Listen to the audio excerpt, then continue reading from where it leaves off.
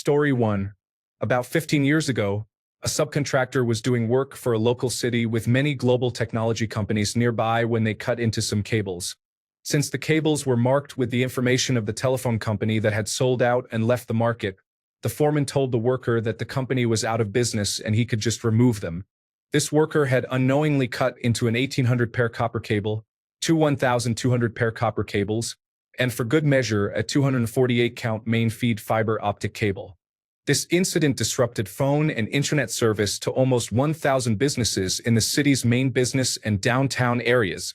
It also interrupted service for over 25,000 homes on copper infrastructure and took out fiber optic, television, and interoffice transport for several of those global technology companies, as well as an additional 100,000 residential customers. Fortunately, we rerouted much of the traffic around the damaged section, but it still took almost 4 days of setting up satellite internet for the businesses and over 2 weeks of crews working around the clock to dig up and splice in new cables. Between fines from several municipalities, the state government, and the telecommunications company, costs were extraordinarily high. The insurance company refused to cover damages beyond the letter of the policy, and the contractor quickly declared bankruptcy. Story 2. An electrician went to mount a light. He drilled into the ceiling and hit a sprinkler pipe. Pipe fitters had installed their work too low in the ceiling.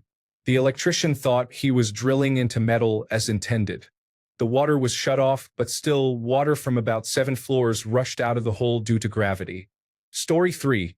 A software developer issued a delete everything you can find command from the wrong place and wiped out approximately 20 years of backed up user data. The executives wanted to terminate him on the spot, but I was able to show it was accidental. Call it my good deed for that day. Story 4. Guy was literally showboating to impress his girlfriend and crashed a $570 million cruise ship off an Italian island, costing a further $2 billion in cleanup. Story 5. An elderly man at an optical company had been hand polishing optics for decades. He was hand polishing a 1.5 meter Zirider mirror. He rotated it on a pivot to measure the curvature but had not correctly attached the retaining straps. The optic fell and shattered into 1 million pieces. The blank cost $4 million. It had been in process for about 12 weeks, adding approximately another $4 million in work. He retired that day. Story 6. My college operated a commercial bakery that was the only real bakery in the surrounding small towns. Students worked there as part of a tradition from when the school focused more on trade education than college studies. The bakery was very good and made advanced items like wedding cakes. One Sunday morning, only freshmen were opening the bakery. One spilled a large bag of white flour immediately. Another student was helpful, so they fetched a hose and tried to wash the flour down the drain. When that didn't work well, they brought in industrial fans to dry the water added to the flour. The cleanup took over a week and required professional assistance from outside experts. Story 7. Our resident person tried to take the new air conditioner units from the hotel rooms upstairs to the basement. They decided to take 3 at a time on a dolly down the stairs. They did not secure them at all, so naturally, they dropped them all down the stairwell in front of the owners. Story 8. He logged directly into the production environment after trading hours to diagnose an issue and forgot to log out when he went home. He left some commands open, attached to files, and the active handles prevented file deletion during the overnight turnaround to set up the next trading day. The morning pre-flight team failed to detect the issue. In the next trading session, the system started with non-empty files populated with stale data. Virtually every trade ended up corrupted, improperly filed, and reported. The company lost over $80 million in about 20 minutes before trading was shut down. Story 9. A man passed gas during an important meeting. I still believe he was the reason we lost that contract. The people we met were collectively worth around $700 million to $1 billion. It was loud and long, lasting at least 3 seconds, and it sounded wet. Story 10. The person rigged the overhead crane improperly to a 30-ton trailer. It reached about 30 feet before 2 of the hooks slipped, causing the load to swing down and knock the person and everything in its path like a broom sweeping away dust. Tool chests, welding machines, everything. The individual was taken to the emergency room. It is uncertain how he survived. If you have seen a grown man ragdolled, it is frightening. Story 11. Our machinery ran on air compression. The air compressor was in a back room and had a lever to release moisture buildup. Usually, one of us would use a bucket once a week to drain the moisture, and we would note the last draining on a tag. Apparently, the owner casually asked an employee to check and make sure we had been regularly draining this moisture from the compressor, and this person was not very bright.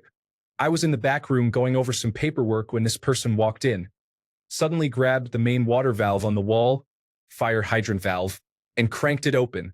Water shot across the room. A group of other employees ran up to shut the valve off, and it was like watching people on a sinking submarine. I couldn't do anything but stand there laughing while the water level rose above my ankles. Story 12. Saw an intern run a structured query language query against a production database, thinking it was a test environment, and took down electronic health records for 62 hospitals. That situation led to updating numerous outdated policies. Story 13.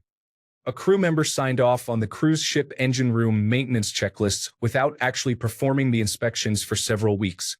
A fire eventually broke out in the engine room, causing the power to shut off for the entire cruise ship. With 4,700 guests on board, the ship was dead in the water.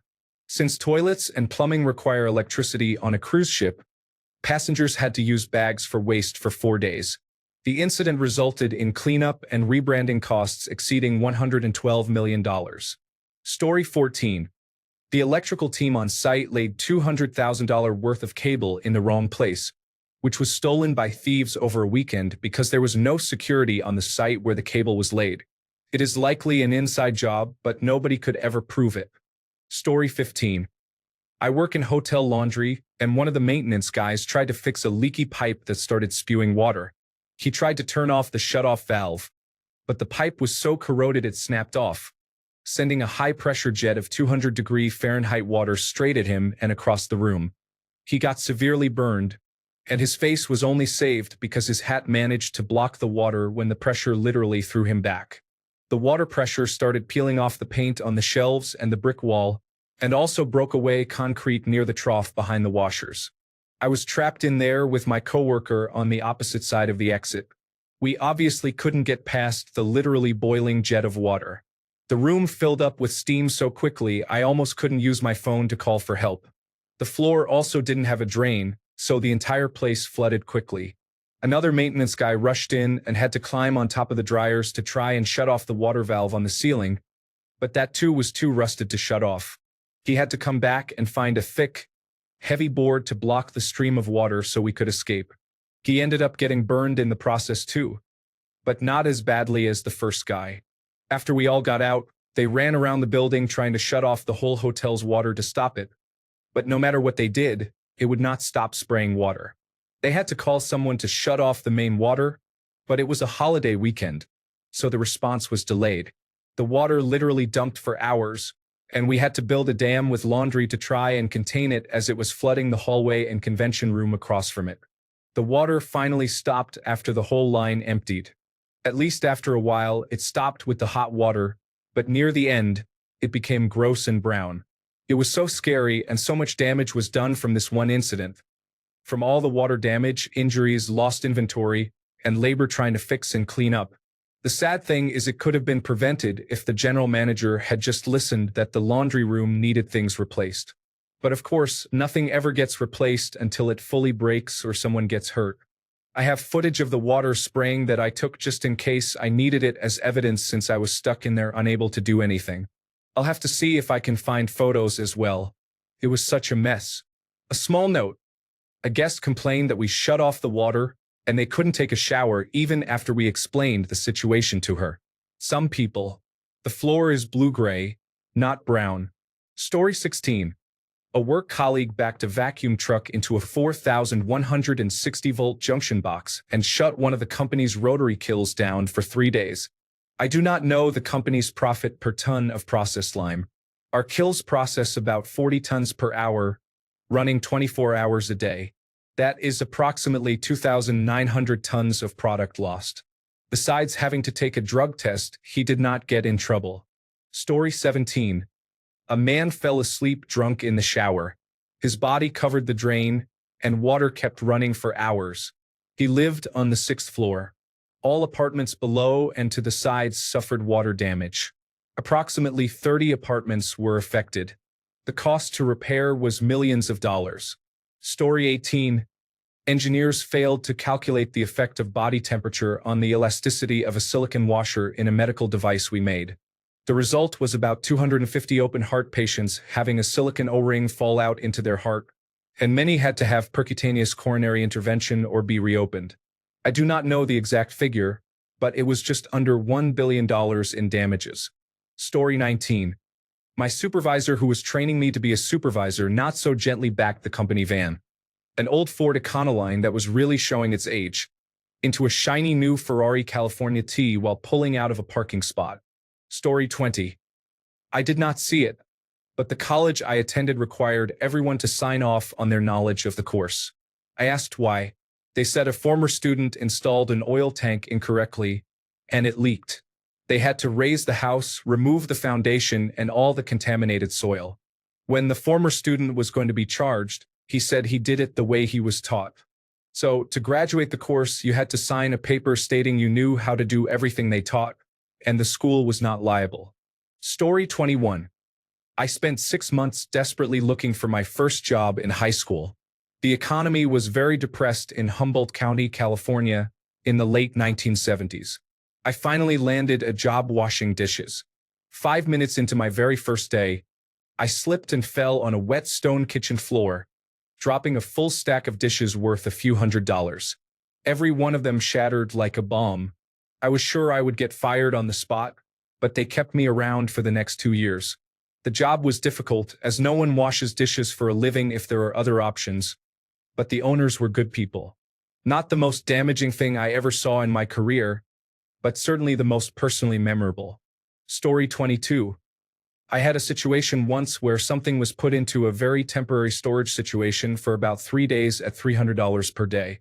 It was an extremely unusual transaction that was not well documented.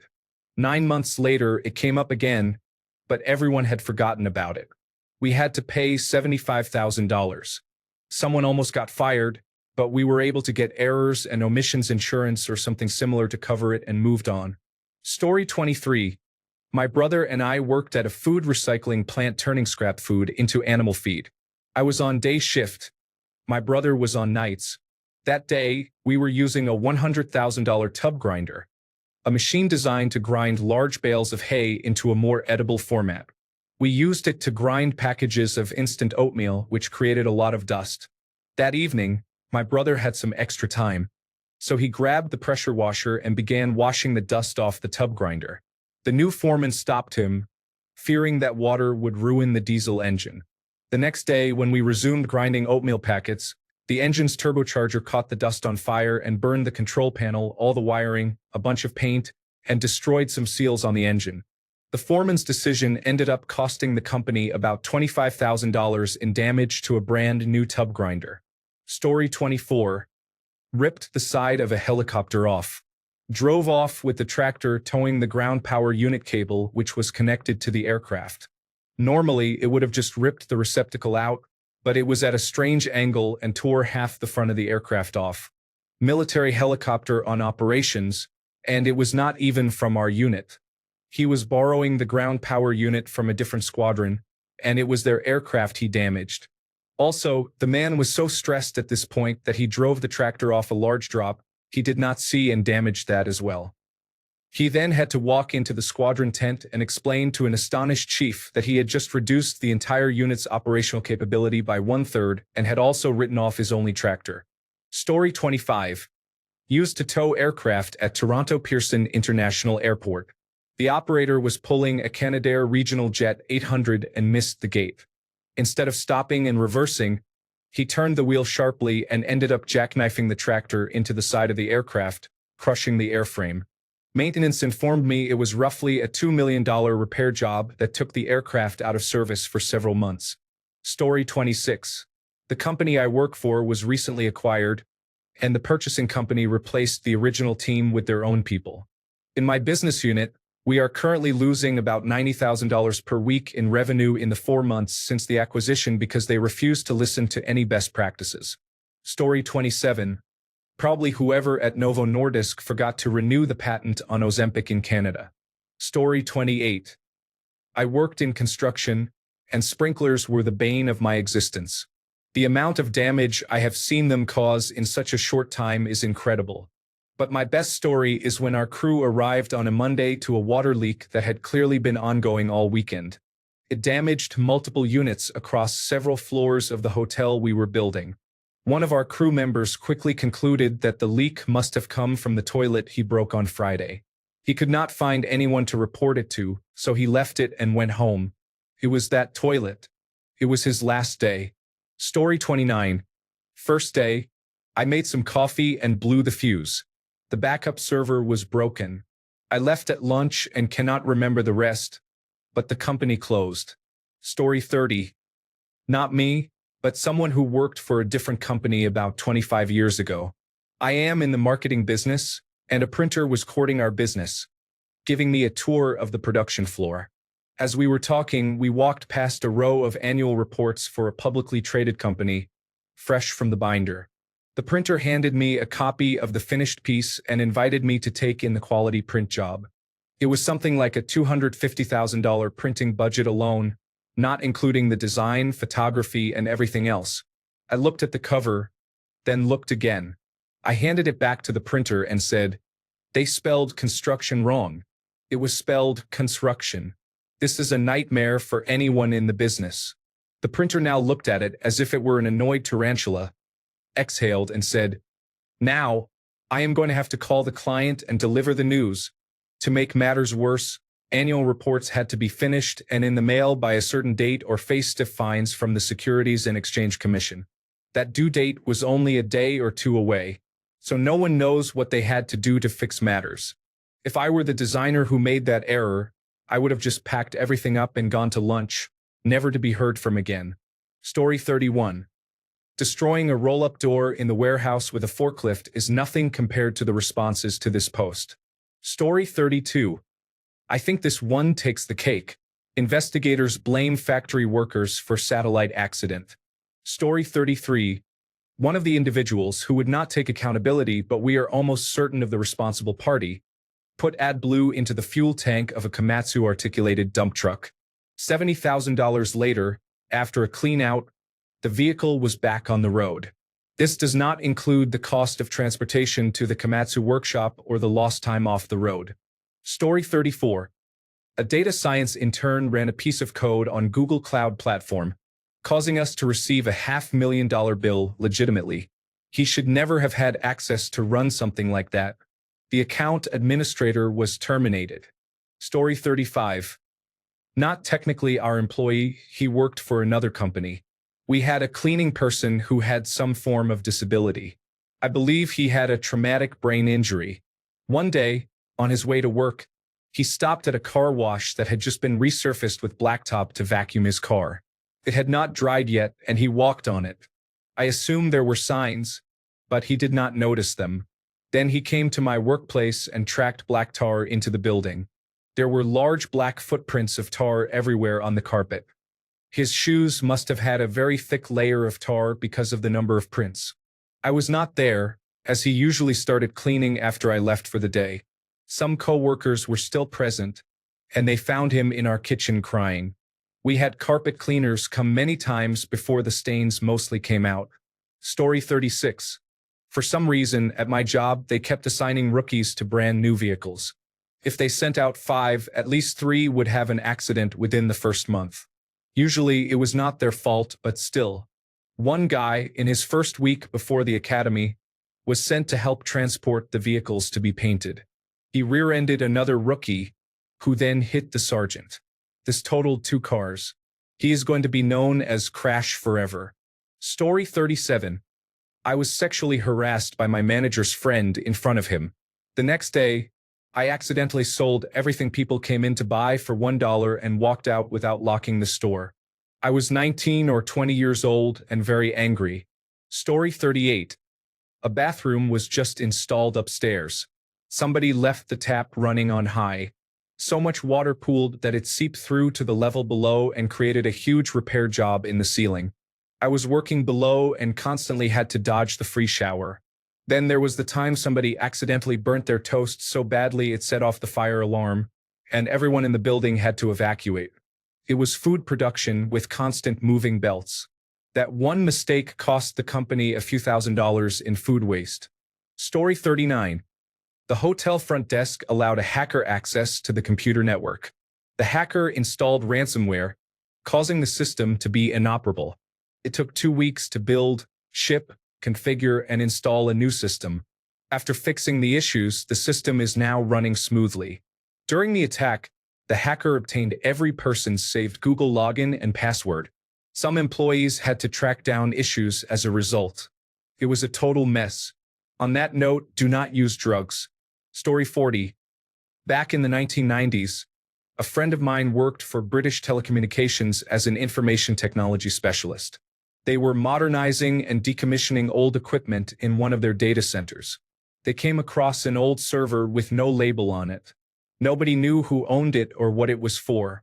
Assuming it was just an old, forgotten system, they unplugged it. A few minutes later, everyone's pager went off, followed by a phone call from head office. What happened? Did you shut down the National Directory Services system? The server was carefully labeled and powered back on. For all I know, it is still running. Story 41. Not my employee, but the Reddit user who cloned the production database with an empty database on his first day probably had a rough time. Story 42. I used to be a technology manager at a cable television system. We had a new installer working on a job. I received a call from dispatch to meet him at an address where he was performing an installation. While driving down the street, I came over a hill and saw a fire truck with its lights flashing. Our technician had drilled through some interior wiring and started a fire. Could have been worse, but it was scary nonetheless. A good learning experience. Story 43. A captain I was with was cleaning the bridge. I was the chief engineer. He was dusting the winch panel, which has engine controls. He noticed the clutch in and clutch out buttons had burnt out lights. So he took the button out and removed the bulb, then pressed a new bulb in. We had gear in the water and about 14 massive hydraulic pumps running, a kilometer of wire out of 3 winches, and all the propeller load to tow it. The engine immediately declutched, a 200-foot ship with a 5,000 kilowatt engine. He realized his mistake and immediately pushed the clutch in button. I was on watch when the engine oversped by 500 revolutions per minute and shut off. Then, when he reclutched at that speed, the engine room filled with smoke from the gearbox, and the ship blacks out. Caused easily $100,000 in damage, all said and done. Story 44. I was working in pest control. It came time to clean out our fumigation vault. A coworker threw away what he thought were 8 empty cases of aluminum phosphide. It turns out these cases were new and unused. He tossed them into our dumpster. 2 days later, the garbage truck emptied the dumpster. Aluminum phosphide reacts violently with water. When the driver went to compact the load, it caused some of the containers to rupture and allowed water from the trash to enter. The driver made it to the depot, then noticed smoke. He called the fire department and then dumped the truck out. That prevented the truck from burning, but the fire department arrived and hit the pile of trash with fire hoses. It exploded, burned down the depot, and destroyed 6 garbage trucks. No one was hurt, but then hazardous materials response came out. I don't know the total bill. This was in mid-1990s US dollars. Hazardous materials response cost $835,000. Fines from the state chemist were $200,000. I don't know the rest of the numbers, but 6 garbage trucks and a depot were lost. Story 45. Waiting on someone from CrowdStrike to chime in. I only had 9 Windows servers affected, but they ran the Password Access Manager tool used by support teams for dozens of global brands, including airlines, defense contractors, insurance, and banking companies. Until our tool was restored, none of these teams could get administrator passwords to restore theirs. Story 46. The person who signed off on this had a bad day. Story 47. A new employee accidentally punctured a drum of toluene and directed it toward the floor drain. The entire building, with over 200 people, had to be evacuated. The Environmental Protection Agency arrived and issued substantial fines. Story 48. At a previous job, I did not see it happen, but I heard it, along with some screaming and swearing. I went to have a look, and someone had driven the forks of the forklift through a brand new magnetic resonance imaging system in the crate. It was classified as a total write-off and non-reparable. 3,800,000 pounds worth of system was destroyed in 3 seconds. Story 49. Back in 2014, Los Alamos National Laboratory packed a barrel of transuranic nuclear waste to be sent for disposal at the Waste Isolation Pilot Plant in Carlsbad, New Mexico. The waste was supposed to be packed in inorganic material but was instead packed in organic material. The organic material reacted with the contents of the barrel after it was placed in the mine, causing the barrel to burst. This caused part of the mine roof to collapse and released material, which activated the filtration system and led to the closure of the Waste Isolation Pilot Plant for 3 years during cleanup. The estimated cost of this organic and inorganic material mix-up is around $1.5 billion. Story 50. Worked at a dealership. The technician replaced all the brakes on a car but did not pump the pedal before reversing. He damaged the car he was in as well as 2 trucks, each worth approximately $70,000. Story 51. In our warehouse, which was fully stocked with 55-pound bags of sugar and super sacks weighing 2,000 pounds, most of it was poorly stacked from top to bottom. The forklift drivers had a habit of nicking the corners when entering and exiting aisles. The racks, due to worker safety regulations, were tied to the floors and to each other. One day, one of those nicks became critical, and the entire warehouse rack system holding sugar started to collapse. This resulted in the destruction of almost 1.2 million kilograms, or 2.5 million pounds, of sugar. The chaos was unimaginable. Story 52. The UBS unauthorized trader who could not hedge a trade correctly resulted in a $2.3 billion loss. I say unauthorized because no one is accidentally granted trading and risk-taking permissions by accident. UBS blamed him. Story 53. The forklift operator in my factory was removing a pallet of boxes from the scaffold shelves where we store raw materials. He accidentally knocked the scaffold with the pallet and the forklift's tines, causing it to collapse. Another time, likely a more costly incident, a forklift operator was placing pallets into the automated palletizing robot. The robot had just accepted a completed lane and moved to pick up a pallet when the two collided. This rendered the palletizing robot inoperable and required parts to be replaced. The damage was limited to the palletizing robot, but it was very expensive. Story 54. I worked at a company that sold secure servers for corporations to keep data safe. I ran the shipping and receiving department at headquarters. Servers would go for up to $500,000. I accidentally dropped one when boxing it up to send back to the customer after they had just sent it in for repair. I am not sure if I broke it. It fell straight onto the corner that had a mounting bracket and did not cause any visible damage, but I am sure the sudden fall and stop when the 70-pound server hit the cement could not have been good. I sent it out. Story 55. Watched a crewman on watch run a crab boat aground in the Aleutian Islands. The boat I was on rescued several of the crew. The boat was a total loss. Story 56. The salesperson did not finalize sizes on details for fabrication drawings. All materials were ordered without verification. 300 pieces made out of titanium were all incorrect. $500,000 were lost. Story 57. Worked in a parts warehouse with hundreds of rows of pallet rack shelving. The stockers drove forklifts, and the pickers used 3-wheel flatbed carts. Both stockers and pickers frequently hit the corner of one shelf due to a building support positioned in the aisle. One day, a forklift struck it hard enough to buckle it, causing all the shelves to collapse like dominoes. The warehouse was closed for several days. I quit, along with many others, because no one wanted to clean up the mess. It was just a part-time job for me, so I did not mind quitting. Story 58. A coworker in a high-profile restaurant defecated in a kilogram of sautéed prawns that cost $27,000 per kilogram. Story 59. I served with the person responsible for not stopping the USS Miami fire. The short version is, while in the shipyards, we always have someone aboard keeping an eye on things. They have a radio, a loaded weapon, and are well trained in fighting flooding, fires, or other emergencies. The person I know was that individual when a shipyard worker wanted to go home early and set a small fire to achieve that. The person responsible was goofing off on the pier with friends instead of saving the ship. Story 60. It was me. I placed a physical advertisement for us in a local paper. I switched the last 2 digits of our phone number. I claimed it right away and offered to pay to fix it. There was no fixing it.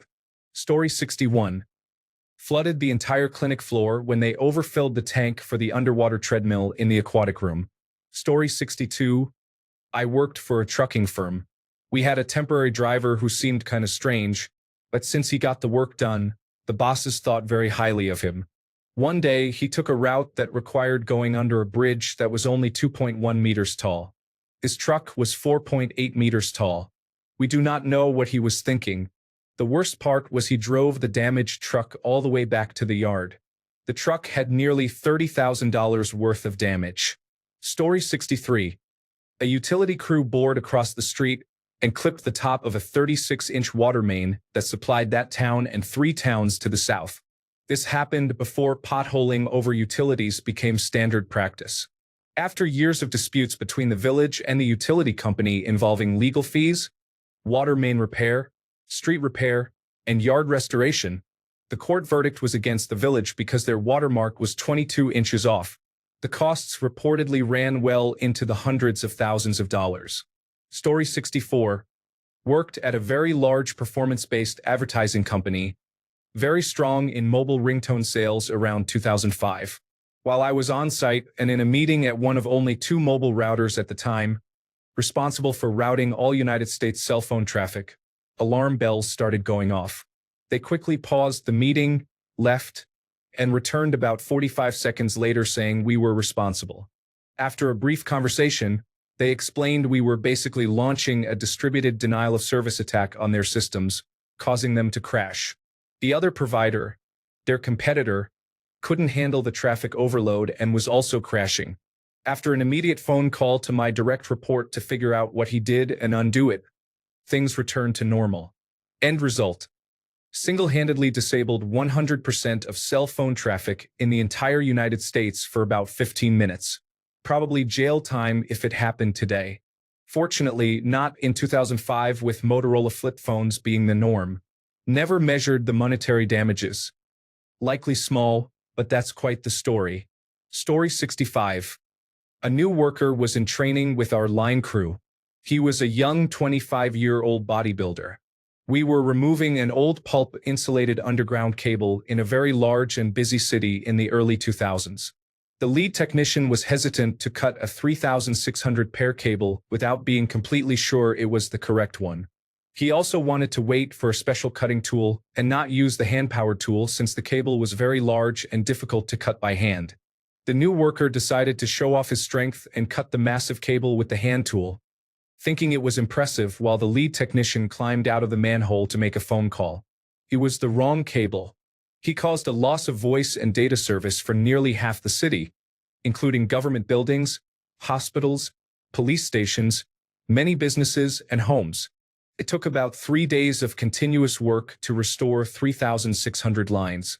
He was sent home for a week pending an internal investigation and was eventually fired. Story 66. Last year, a man got his arm stuck in a machine here. They got him out and managed to save his arm, although I think his piano-playing days are over. I can imagine all the medical bills, from the ambulance ride to the emergency room to surgery, probably ran into 7 figures. Story 67. I worked on a Wall Street trading desk.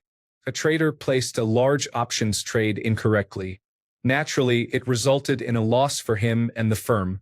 The loss was approximately $8 million. Story 68. A few kids at my first job decided to have an "I can pull a longer train of carts than you" contest. One of them hit the door of a Honda Civic with what looked like a very hard-to-match light blue and gold luster paint job. The owner had just bought it that week and was extremely upset. Story 69. I worked at a fish processing plant in Alaska.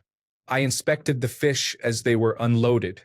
One time, I saw a massive transport ship with two cranes that had close to 500,000-pound hold capacity. The two cranes collided over the open hold, and the pneumatic cable was cut.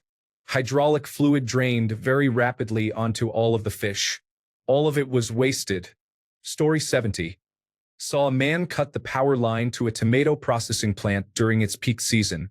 I heard that the downtime and repairs cost millions. Story 71. It was my last week at a place I hated where I worked for a long time, so I was just coasting through the week. We had to core drill through a wall.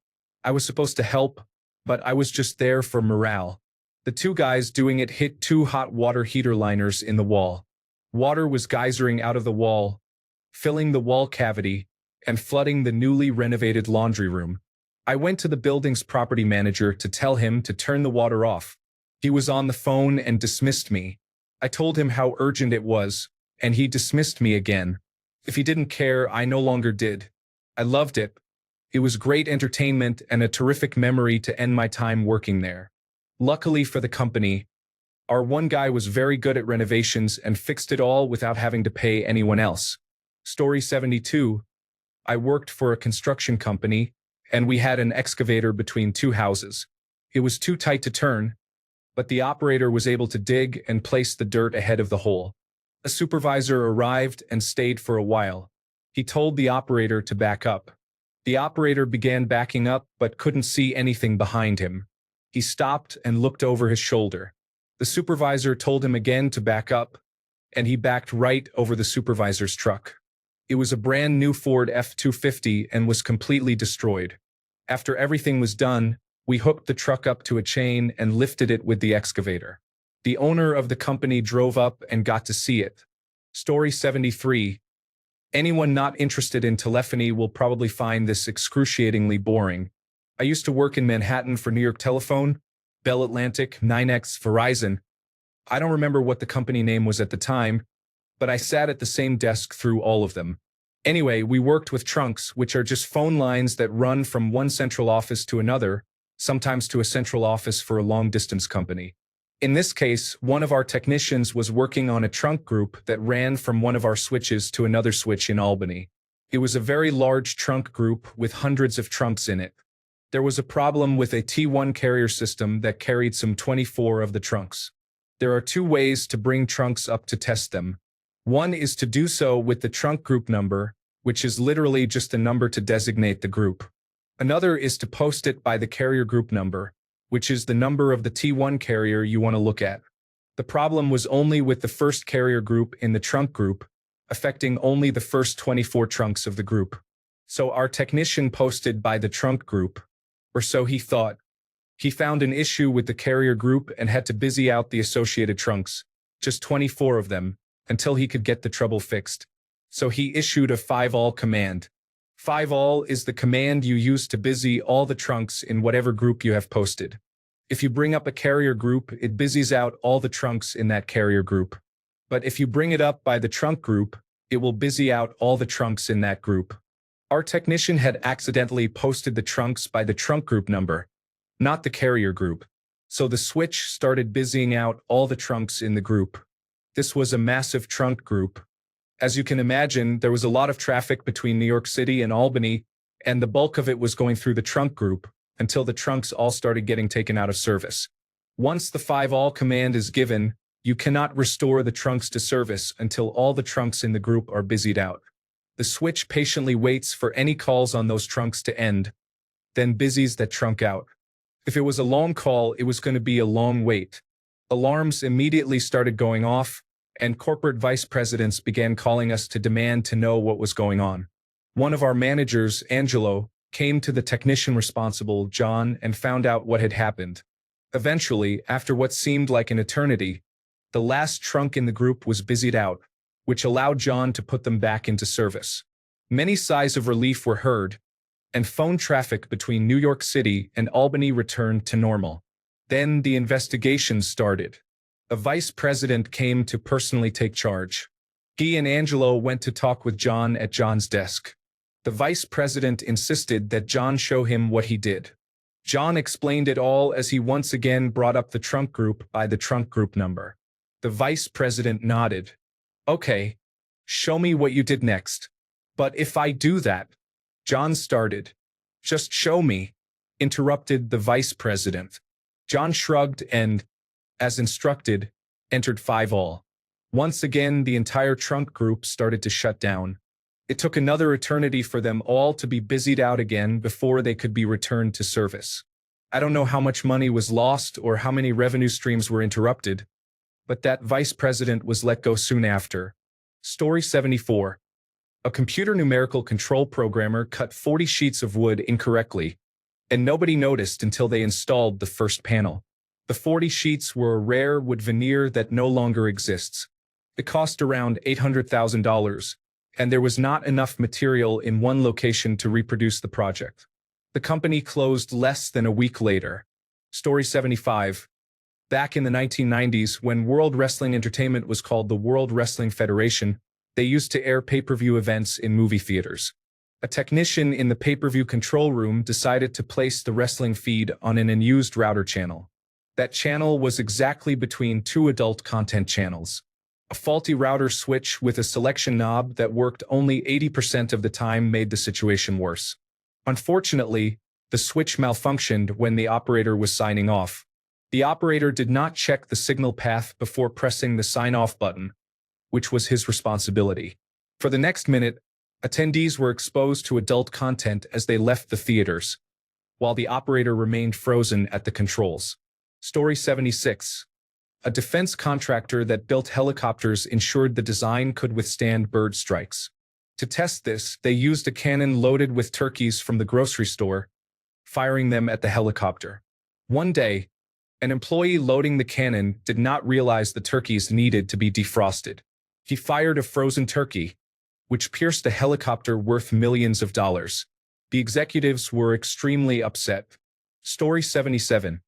An office furnishings company, years ago, had an incident where a person with a roller full of panels rolled onto a sidewalk corner dip and fell down.